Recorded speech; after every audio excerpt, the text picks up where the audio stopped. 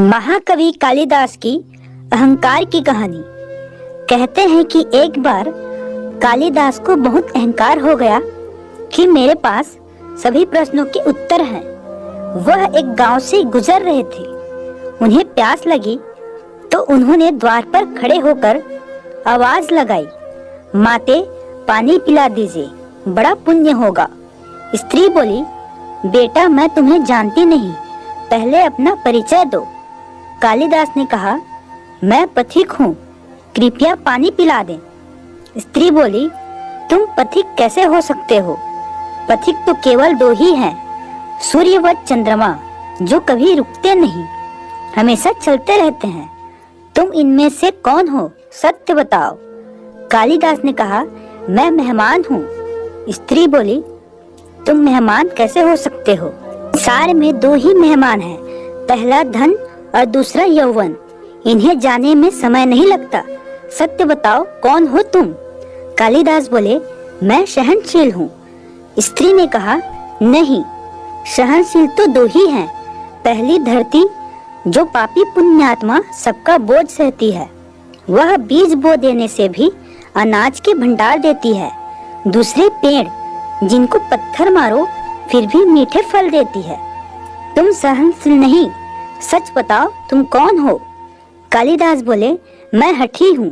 स्त्री बोली, फिर असत्य, हठी तो दो ही हैं, पहला नख नाखून और दूसरे केस, कितने भी काटो बार बार निकल आते हैं। सत्य कहें, कौन है आप? अब कालिदास पूरी तरह अपमानित और पराजित हो चुके थे, परंतु उन्होंने हार नहीं मानी। कालिदास ने कहा, फिर तो मैं मूर्ख ही हूँ। स्त्री ने कहा, नहीं, तुम मूर्ख कैसे हो सकते हो?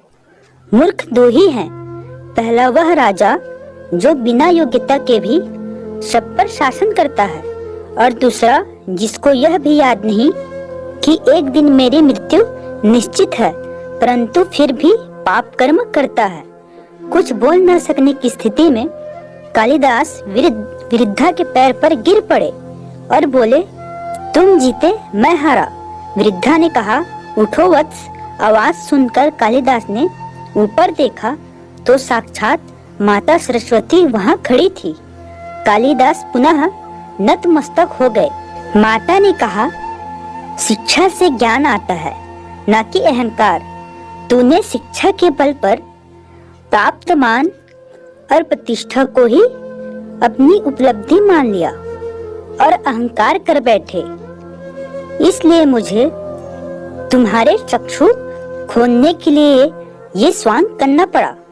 कालिदास को अपनी गलती समझ में आ गई और तभी कालिदास का स्वप्न टूट गया और वह इधर उधर देखने लगे। इस कहानी से सीख, अहंकार तो राजाओं का भी नहीं रहा।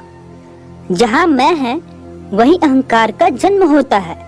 अपना बुरा वक्त इंसान को नहीं भूलना चाहिए, नहीं तो प्रभु की मार में आवाज नहीं होती।